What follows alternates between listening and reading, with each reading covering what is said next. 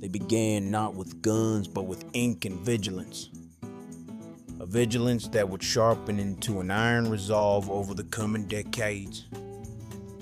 In the dim gaslight of antebellum Chicago, amid the whir of presses and the murmur of political unrest, a man named Allan Pinkerton began charting a path that would place his name at the dark edge of American justice.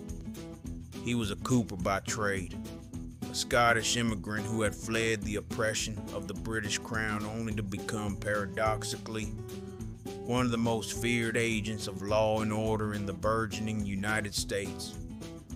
The year was 1842, and America was a nation young in years but ancient in its sins.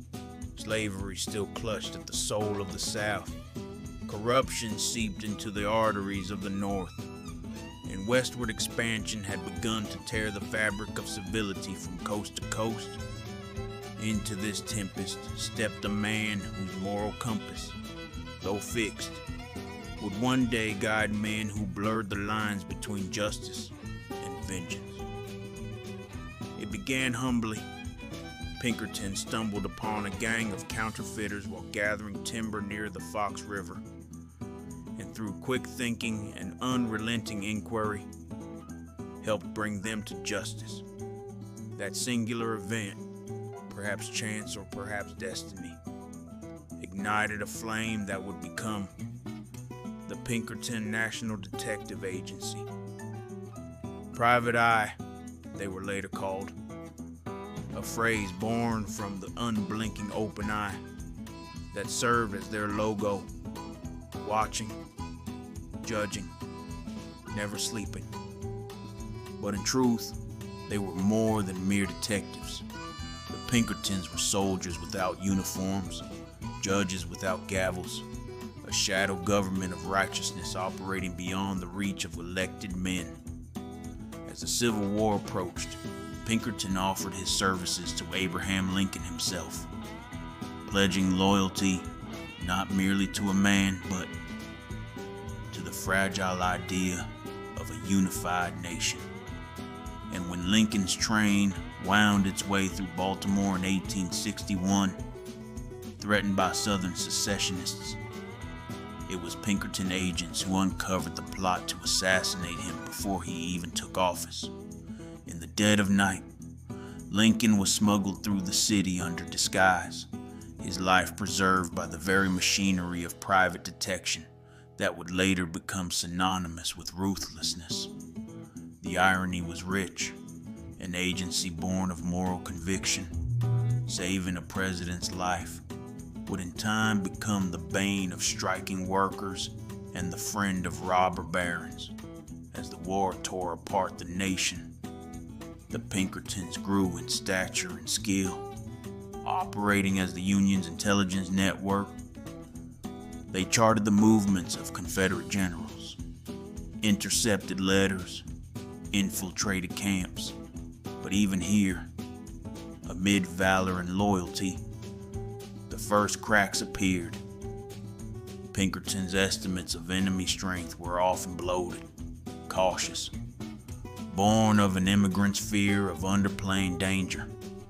His reports to General McClellan painted the South as a Goliath, and in doing so, hampered the aggression of Union forces. And yet, for all his flaws, Allan Pinkerton was the architect of modern espionage on American soil. A spy master whose vision would outlive him, evolving into something colder, sharper, and more unrelenting than he could have foreseen. The decades that followed would see the rise of a new enemy, not armies, but individuals, and not merely criminals, but legends in the making. The American West, with its vast plains and broken laws, became the new frontier of the Pinkertons' war. Train robbers, cattle rustlers, stagecoach bandits. These were not nameless rogues, but mythic figures woven into the American consciousness. Jesse James, Butch Cassidy, the Sundance Kid, men whose fame often outshone their infamy. And it was the Pinkertons who were sent to stop them, paid by railroads, banks, and shipping magnates. The agency was now no longer a shield for the Republic, but a sword for industry. Pinkerton men tracked outlaws with a single-minded fervor, crossing state lines, using disguises, bribing informants. They rode with lawmen, and sometimes ahead of them, preferring results over protocols, violence over delay. And as their methods hardened, so too did public opinion. The pursuit of Jesse James became a crucible, a defining chapter in the Pinkerton saga.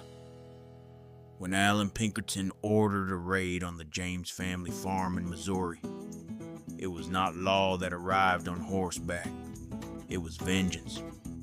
A bomb was thrown through the farmhouse window, and the blast killed Jesse's younger half-brother and maimed his mother. Jesse, enraged and unrepentant, retreated further into outlawry, his legend solidifying in the blood of his kin. The Pinkertons, once viewed as defenders of justice, were now cast as assassins, mercenaries cloaked in respectability, and yet they persisted, hunting James across the country until Robert Ford, a fellow gang member, ended the saga with a bullet to the back of Jesse's head, not in a shootout, but in a betrayal. Justice, it seemed, no longer required a trial. By the late 19th century, the Pinkertons were both everywhere and nowhere.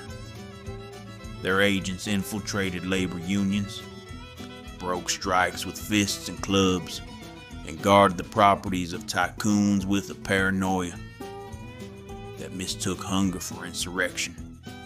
The Homestead Strike of 1892 marked the darkest hour. Andrew Carnegie, the steel magnate, had declared war on his workers, and the Pinkertons were summoned to break their will. They arrived by barge under the cover of night, armed to the teeth. When dawn broke, gunfire rang out, and blood stained the banks of the Monongahela River. Dozens were wounded, some were killed. The workers fought back with stones and rifles. Women poured boiling water from rooftops, and for once, the agency that had hunted criminals found itself hunted by public fury. The image of the noble detective was gone. In its place stood the enforcer, the paid thug, the enemy of the working man. And yet, even in decline, the Pinkertons endured. Their archives swelled with case files. Their agents spread into Mexico, Canada, and Europe. They hired women long before it was fashionable, created criminal databases before the FBI was born, and pioneered forensic techniques in a time when bloodhounds were still more trusted than fingerprints. The contradictions mounted. They were progressive and oppressive, heroic and villainous, a mirror to a nation forever at war with its ideals. Allan Pinkerton died in 1884, slipping on a Chicago sidewalk and biting his tongue so severely that infection set in. A mundane death for a man whose life had orchestrated revolutions in secrecy and surveillance. But the agency he forged did not die with him. It morphed, it lingered, it watched. Today the name survives more as echo than actor. The Pinkertons still operate as a security firm, their history sanitized, their badges polished. But the stories remain, buried in yellowed newspapers and dog-eared wanted posters, of men who crossed deserts in pursuit of legends, of agents who wrote false letters to bait fugitives, of women who posed as wives and widows to infiltrate boarding houses, of a time when the line between justice and judgment was drawn not in courtrooms, but across campfires and dusty trails. They were detectives, they were hunters, they were shadows. And in the great theater of the American West, their role was not one of applause, but of consequence. For every outlaw they pursued, they left behind a question of power, of morality, of who gets to decide who the villains truly are.